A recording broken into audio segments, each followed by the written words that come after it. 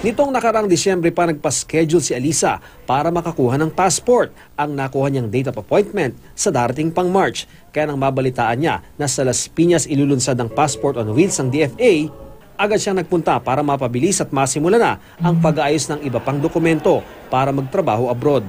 Sa loob ng 10 araw, makukuha ng pasaporteng dumaan sa passport on wheels. Mas okay po, tas mas convenient po kasi po mas madali po kasi po nag-fill up po kami ng form ay nung pong Thursday. Tapos po tapos po Monday na po agad yung puntahan po sa appointment. Si Venady, sa Abril o higit 3 buwan pa mula ngayon ang nakuhang appointment sa DFA website para makakuha ng passport.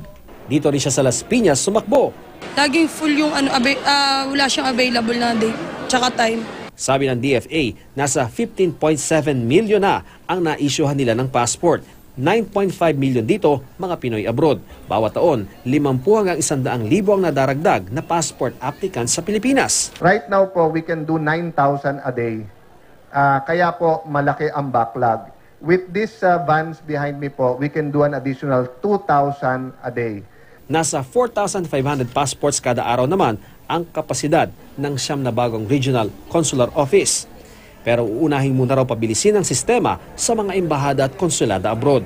Sabi ni Cayetano, darating na rin daw ang panahon na via internet na lang ang pagpoproseso ng pasaporte.